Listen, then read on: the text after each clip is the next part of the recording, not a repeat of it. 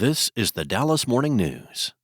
It's Wednesday, July 23rd. It will be a near-carbon copy of yesterday's weather with a high of 97. Relatively mild humidity, though, will keep the heat index from jumping significantly with a maximum feels-like temperature of 99. It will be a little windy this afternoon with the possibility of some gusts up to 20 miles per hour. The heat will move in on Thursday with the temperature expected to jump to 100, the first occurrence of triple digits this year in the metro area. The heat index is expected to follow suit with a maximum temperature of 104. Overnight lows will be in the upper 70s. Here are today's headlines. A near-total ban on consumable hemp-based THC products advanced in a key Texas Senate panel Tuesday in apparent defiance of Governor Greg Abbott, who last month told lawmakers he wanted them to regulate the $8 billion industry, not outlaw it. Senate Bill 5, authored by Senator Charles Perry, a Republican from Lubbock, would criminalize gummies, vapes, drinks, snacks, and smokable flowers containing any amount of the psychoactive compound THC, including marijuana and hemp. The legislation passed the Senate State Affairs Committee on a 10-0 vote after more than 5 hours of testimony. Abbott vetoed a similar ban in late June and ordered lawmakers back to the drawing board, saying the bill that passed in the waning days of the regular session harmed the state's agricultural industry and was in opposition to federal 2018 farm legislation that legalized hemp products. He proposed regulating the low-dose hemp-based intoxicating products similarly to the way Texas regulates alcohol. Optional for counties, age limits, open container laws, and other restrictions like those enforced by the Texas Alcoholic Beverage Commission. Legislation regulating the industry is expected to be filed later this week by House Republicans. In other news, when Texas public school students return for classes this fall, their clubs and classrooms will be subject to a new DEI ban. Senate Bill 12, signed into law by Governor Greg Abbott, prohibits diversity, equity, and inclusion efforts in K-12 schools. It builds on a previous law that bans DEI work in higher education. The law's September 1st implementation date has already triggered changes in Dallas ISD and other districts across the state. Groups such as the American Civil Liberties Union of Texas have threatened to sue based on the new requirements, calling elements of the law unconstitutional.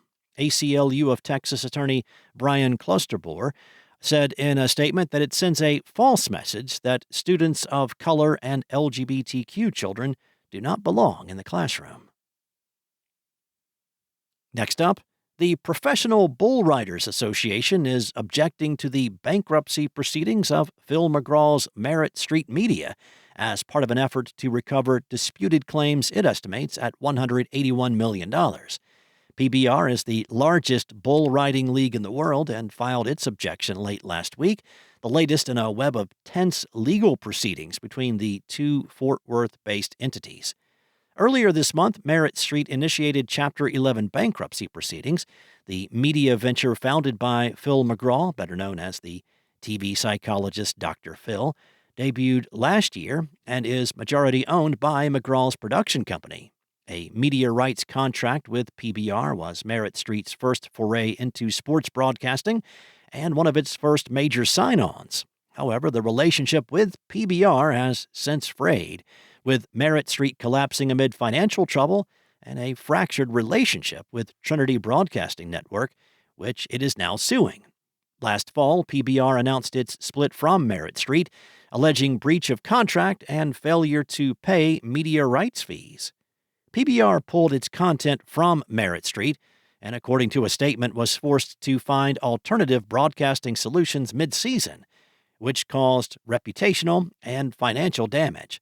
The company has been seeking $181 million in damages through contract arbitration. And for more than 2 months, Chef Carlos Rodriguez, the owner of Fuego Burger in Fort Worth, has been using a cane due to a fracture he suffered after being attacked at his restaurant. On May 13th, 3 individuals entered his restaurant, and after an argument, they beat Rodriguez, who fractured his femur and injured his knee. He has not healed and is seeking support because he does not have health insurance and will likely need surgery. He said he has 2 fractures and a torn ligament in his knee. He said paying for surgery would put his family's well-being at risk.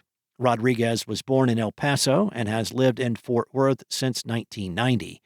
His initial goal was to raise $8,000, but now that his situation has become complicated, he's aiming to raise $50,000 to cover his surgery and other injury-related expenses. As of Tuesday afternoon, the GoFundMe had raised $6,700. Thanks for listening. For more on today's stories and the latest breaking news, visit dallasnews.com. Enjoy your day, and I'll be back tomorrow with more from the Dallas Morning News.